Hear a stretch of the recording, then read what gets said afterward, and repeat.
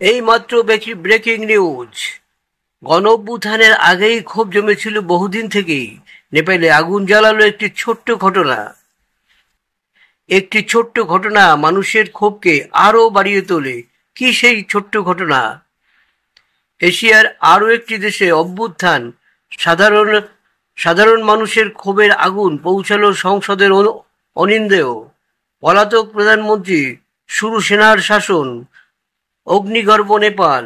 শুধুই কি সমাজ মাধ্যমের উপর ক্ষোভ করতেই ক্ষেপে উঠেছে যুব সমাজ? দুর্নীতিগ্রস্ত সরকারের বিরুদ্ধে ক্ষোভের বারুদ জমছিল একটু একটু করে। সেই বারুদে আগুন ধরায় ছোট্ট একটি ঘটনা। ঠিক যা ঘটেছিল সিরিয়ার গৃহযুদ্ধের সময়। 14 বছরের বয়সী মুয়াবিয়া সায়াসনেহ বাড়ির গলির দেওয়ালে একটি একটি গ্রাফিতি এঁকেছিলেন। তাতে লেখা হয়, এবার আপনার পালা ডক্টর। সিরিয়ার রাষ্ট্রপতি বাশার আল আসাদ এর উদ্দেশ্যে লেখা ওই একটি গ্রাফিতি মুখোশ খুলে দেয় স্বৈরাচারী শাসকের। মুয়াবিয়া এবং তার বন্ধুদের গ্রেপ্তার করে চলে অত্যাধিক অত্যাচার। সেই ঘটনাই ত্বরান্বিত করে সিরিয়ার গৃহযুদ্ধকে। নেপালে গত আগস্ট মাসে ললিতপুরের জেলার হরিসিদ্ধিতে একটি দুর্ঘটনা ঘটে। রাস্তার ধারে দাঁড়িয়ে থাকা 11 বছরের একটি নাবালিকাকে ধাক্কা মেরে পালিয়ে যাওয়ার চেষ্টা করেন এক মন্ত্রীর গাড়ি চালক। গুরুতর আহত হন ওই বাচ্চা মেয়েটি। স্থানীয়রা ওই গাড়ির চালককে ধরে ফেলেন। মাত্র 24 ঘন্টার মধ্যে মন্ত্রীর চালককে ছেড়ে দেওয়া হয়। তাতেই ক্ষোভ জমতে শুরু করে জনমানুষে।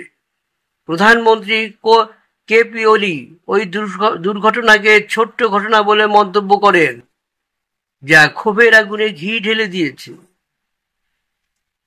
মেয়েটির দুর্ঘটনার ছবি সোশ্যাল মিডিয়ায় ভাইরাল হয়। জনগণ যা লিখলেন, জাস্টিস ফর দ্য গার্ল এবং হত্যারা সরকার, ট্রেডিং শুরু হয়ে যায় সোশ্যাল মিডিয়ায়। এদিকে আরো খবর, জীবন্ত পুড়িয়ে খুন সপাটের লাথি মন্ত্রীকে। পুড়ে ছাই হয়ে গিয়েছে একের পর এক নেতা মন্ত্রীর বাড়ি। অলির কথা শুনল না জেনজি, তাই রাতারাতি 26টি সোশ্যাল মিডিয়ার অ্যাপের উপর থেকে নিষেধাজ্ঞা তুলেও বিশেষ লাভ হয়নি। প্রবল জনবিক্ষোভের মুখে শেষমেশ ইস্তফা দিতেই হলো নেপালের প্রধানমন্ত্রী কেপি শর্মা ওলিকে। তার আগে পরে পদত্যাগ করলেন ওলির আরো ডজন খানেক মন্ত্রী। প্রেসিডেন্ট রামচন্দ্র পৌডেল যেন স্রেফ ওলির পদত্যাগপত্র গ্রহণ করার জন্যই অপেক্ষা করছিলেন। সূত্রের খবর, সেই কাজ মেটা মাত্রই তিনিও নাকি প্রাক্তন। পরে যদিও তার অফিস সূত্রে দাবি করা হয় ইস্তফা দেননি রামচন্দ্র। নেপাল এদিকে মঙ্গলবারও অগ্নিগর্ভ।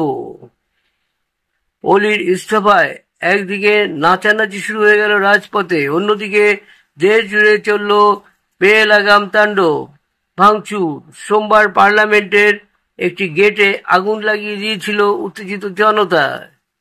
এদিন দাউ দাউ আগুন আর কালো ধোঁয়া ঢেকে গেল পুরো পার্লামেন্ট। তাণ্ডব চলল সুপ্রিম কোর্টেও। রাষ্ট্রপতি ভবন শুধু নয়, গণবিক্ষোভের টার্গেট হয়ে গেলেন নেতা মন্ত্রীরাই, পুরল তাদের বাড়িঘরও। এদিকে আরো খবর, রাস্তায় ফেলে মার, পুড়িয়ে খুন, বিক্ষোভের আগুনে পুড়ে ছাই অলির বাড়ি।